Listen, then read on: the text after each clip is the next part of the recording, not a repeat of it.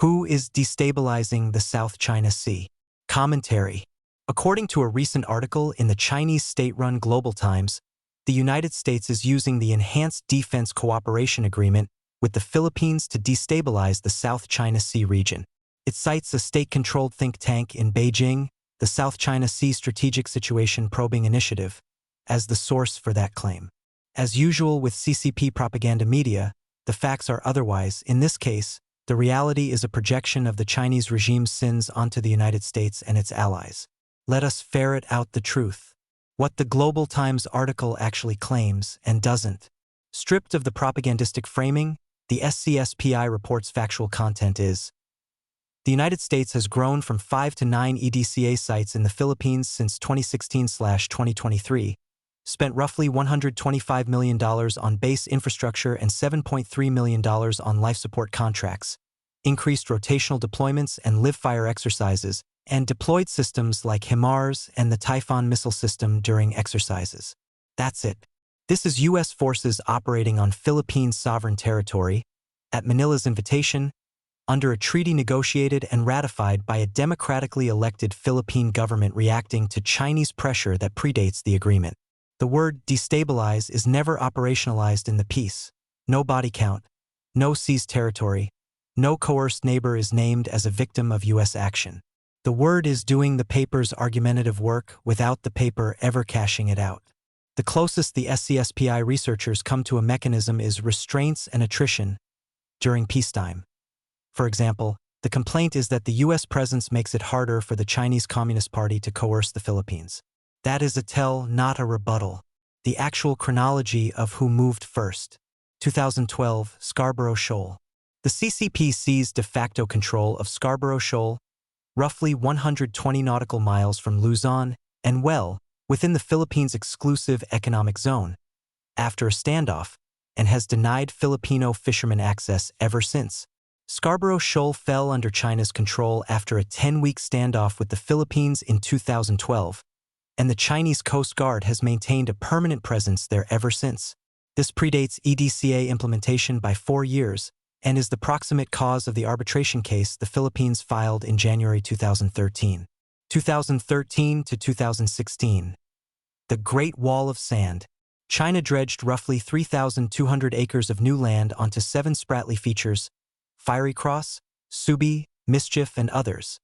A series of land reclamation projects between late 2013 and late 2016, then militarized what it built.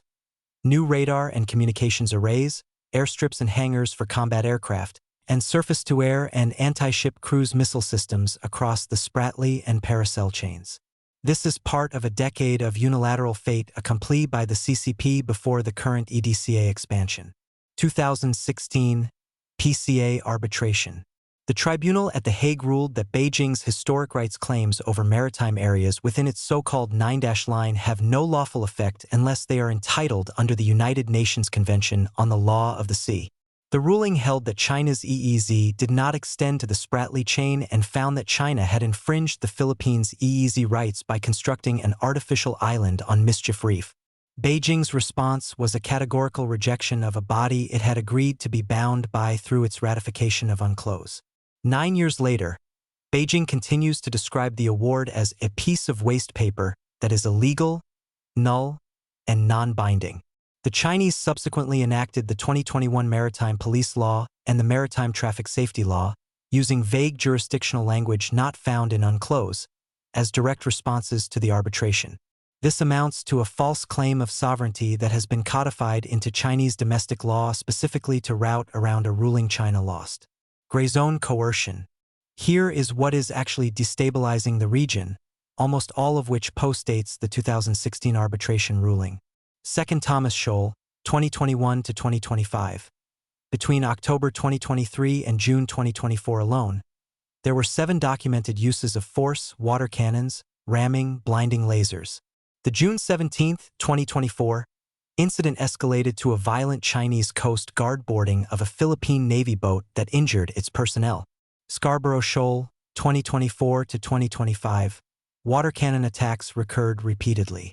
An April 2024 incident damaged a Philippine vessel's electrical, navigation, and radio systems and China installed a 380-meter floating barrier across the shoal's entrance to block Filipino access entirely. This was a direct thumbing of the CCP's nose at the 2016 ruling. Sabina Shoal, December 2025. Chinese Coast Guard cutters surrounded 20 Filipino fishing boats, cut their anchor lines with rigid inflatable boats, and injured 3 Filipino nationals with water cannons. None of this is a response to U.S. destabilization. It's the CCP unilaterally escalating coercion against a much smaller neighbor's fishermen and Coast Guard within that neighbor's own EEZ, using a maritime militia specifically because it affords deniability. Gray zone activities that use non-military vessels to assert territorial claims while avoiding accountability for overt military force. Multilateral tracks China works to block or punish. Beijing's default response to other countries settling their disputes with each other, without China, is condemnation, which is itself revealing. Japan-Philippines maritime delimitation talks. When Tokyo and Manila opened bilateral talks to delimit their overlapping claims, Beijing's foreign ministry called the talks illegal and void, even though China was not a party to either. Typical CCP bluster. ASEAN-China Code of Conduct. Negotiations, ongoing in some form since the 2002 Declaration of Conduct, remain unconcluded after 2 decades precisely because China has resisted binding, enforceable language and geographic scope. The CCP has no interest in compromising. Philippines-Vietnam-EZ efforts and Vietnam's island building. Notably, as Vietnam has ramped up its own reclamation since 2023, CCP-aligned commentary has pivoted to complaining that Western coverage deliberately downplay or ignore the aggressive actions of Vietnam and the Philippines. Right? Concluding thoughts. The Global Times/SCSPI piece inverts cause and effect. It catalogs U.S. basing and exercise activity in the Philippines as destabilization, while never naming what that activity is responding to. The actual Chinese record, Scarborough Shoal seizure in 2012. Roughly 3,200 acres of militarized artificial islands built unilaterally between 2013 and 2016. A 2016 arbitral tribunal ruling that stripped China's 9-line of legal basis. And an escalating campaign of water cannon attacks, ramming, and blockades against Philippine vessels inside the Philippines' own EEZ through 2024 to 2025 shows the causal arrow running the other way. EDCA expansion, the Balicaten military exercises growth, and Japan-Philippines defense cooperation are downstream reactions by treaty allies to a documented, decade-plus pattern of Chinese coercion, not an unprompted American initiative that provoked Chinese self-defense.